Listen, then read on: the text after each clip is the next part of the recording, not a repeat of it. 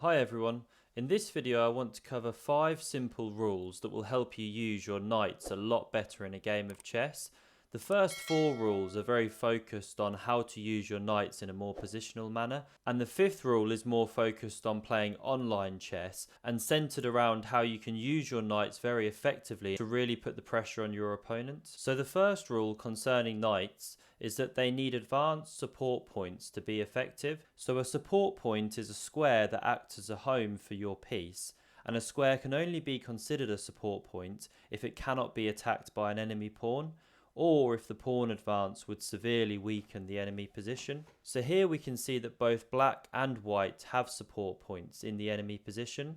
The black knight can jump into d4, and we can note that the white pawn is on e4 and there's no pawn on c3, and therefore none of the white pawns can actually attack this square and kick the black knight away. White for his part can jump the knight into d5 if he wishes, and again the black pawn on e5 has advanced forward from e6, so it can't attack the knight, and there's no c pawn, so this white knight can't be attacked. And the other key thing to note in this position, and this is where we start to build positional understanding, is that black does not have a light squared bishop. So when white lands the knight on d5, black is unable to take this piece with the light squared bishop. The only way he could challenge this piece now is by challenging it with his own knight in one way or another. White for his part does have a bishop on the same colour complex as the support point on d4, and therefore if black were to jump this knight into d4 straight away, white could simply chop off this knight, and after the pawn recaptures,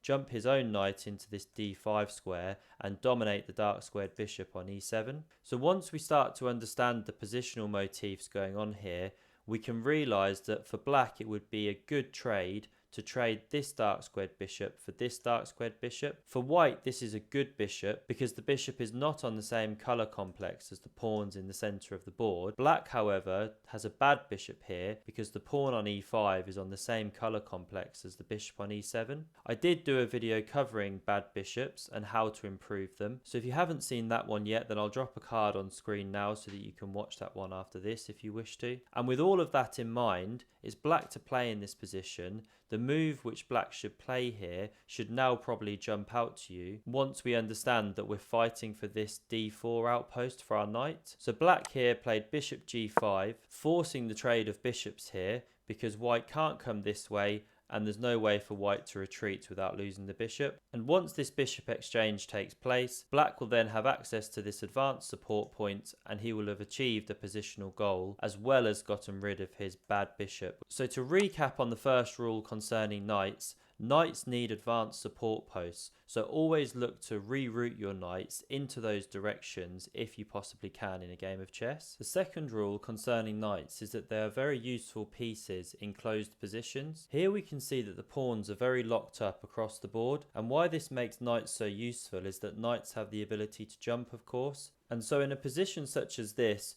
you should seek to preserve your knights and swap your bishops for knights if you can possibly do so. So bearing that positional concept in mind, we can see in this position how a few more moves were played, playing around that theme of looking to swap the bishops for the knights. Now the first move that white played here was king to c2. A strange looking move, but one thing to also appreciate in closed positions is that tempi are not so important. And as a reminder of what we mean by tempi, a tempo in chess is one move. So if you lose or gain tempos, then you're losing or gaining a move, and sometimes that can make a really big difference in a game, especially when, say, kings are castled on opposite sides and both players are attacking each other. That can make a big difference. And even though we've got the kings castled on opposite sides here, because the centre is locked and closed, both players have more time to manoeuvre their pieces. And what white's looking to do here is bring the king to safety, because the king side is locked up. Black does have the potential to push on the queen side, and so white sees that actually he can make his king safer on the king side here.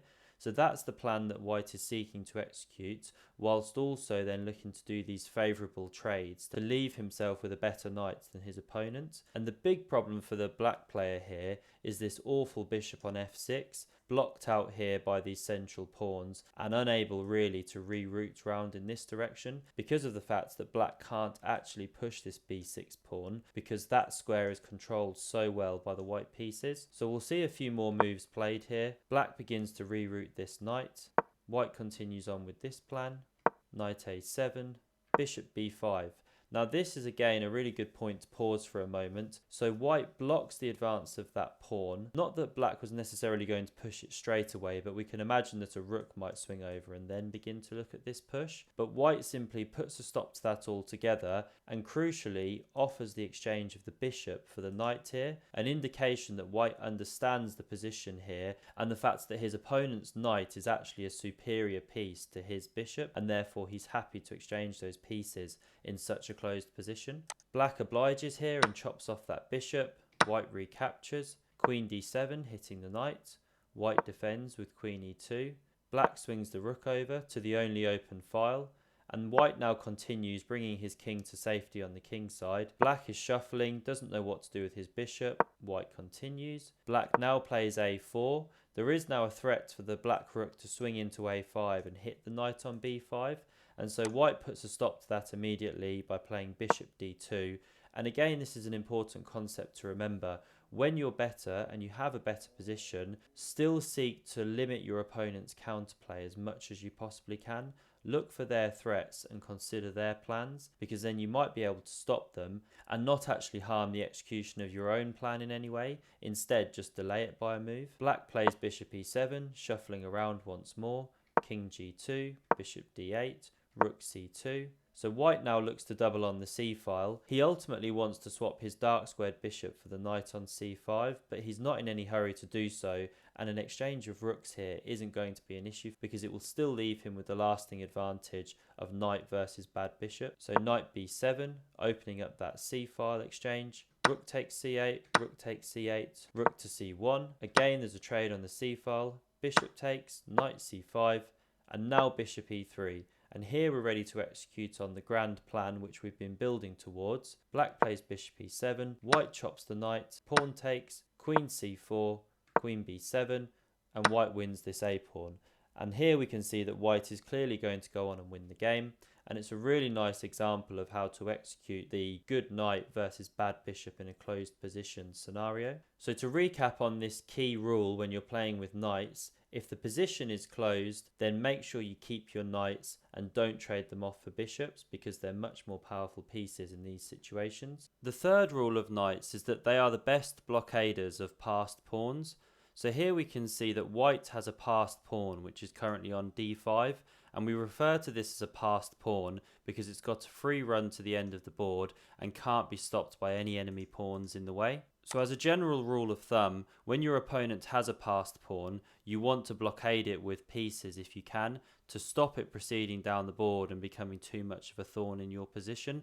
And knights are the best pieces to do this. And the reason being, knights can jump over pieces, of course. So when a knight is blockading a pawn, if we imagine a knight on d6 here, it still is exerting an influence over other squares on the board because of the fact that it can jump over and then back again without an issue. If we imagine instead that we had a bishop on this d6 square, or a rook even, then those pieces are going to be much more passively placed and inactive if they were blockading this passed pawn.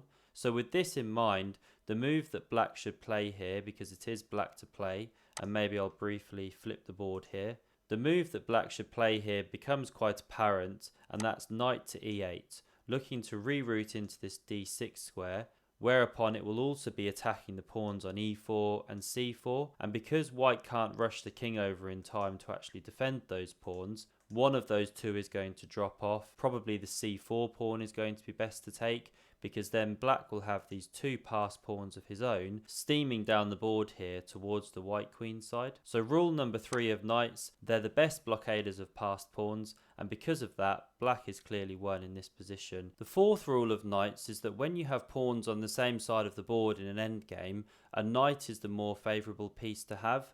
And the reason being, as we've covered in previous videos on bishops, bishops are long-range pieces, and therefore if you have pawns on both sides of the board, the bishop is more favourable than the knight because of that long-range ability.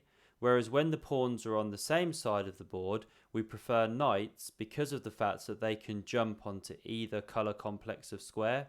If we think about bishops, they're obviously constrained to the same colour complex throughout the entire game. And so when we look at the black bishop on d5 here, we can immediately see that that bishop can never chase the white king away from the e3 square. So this position is just a complete draw. Even though black is a pawn up and it's a passed pawn, because the white king on e3 can't be budged, it's an impregnable position and black has nothing better but to just make a draw here. But a good way to demonstrate the power of the knight in an endgame position such as this is by imagining that we now switch the bishop on d5 for a knight instead, so that the position would now look like this. Now we can see that the position is actually lost because the king is in check from the knight. It's going to be forced to give ground, and as soon as it does, let's say white plays king e2 for example, black king can now enter the position with devastating effect.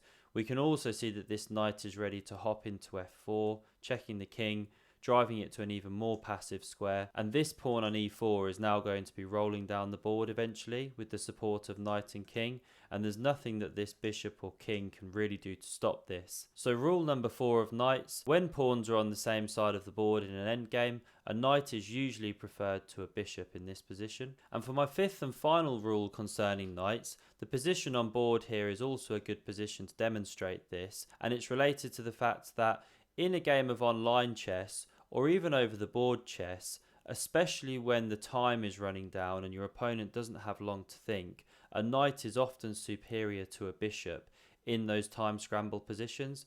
And the reason being, knights can really hop around in a very tricky fashion, and because of the fact that they can hop from different colour complex squares, dark squares, light squares, the opponent's king is never really going to be safe from checks in these kinds of positions, because the knight can always start doing a dance around the king and potentially even forking pieces as well to gain a decisive material advantage. Bishops on the other hand don't have this same ability, of course, for the reason already mentioned, that if we sit our black king on a dark square, as we're doing here, then it can never be checked by this bishop on c2, and so white doesn't have that same weapon to use in a time scramble situation. So it's definitely one to bear in mind that if you are running low on time, if you're in a bit of a blitz scramble, whether online or over the board, certainly have a think about how you can get your knight jumping around, especially if you've got the opportunity to trade a minor piece and go into that more favourable endgame. So that covers the 5 rules of using knights. I hope you found that really helpful and you can get something out of this for your own games. As always, don't forget to like, comment, share, subscribe, and I hope to see you again on a future video.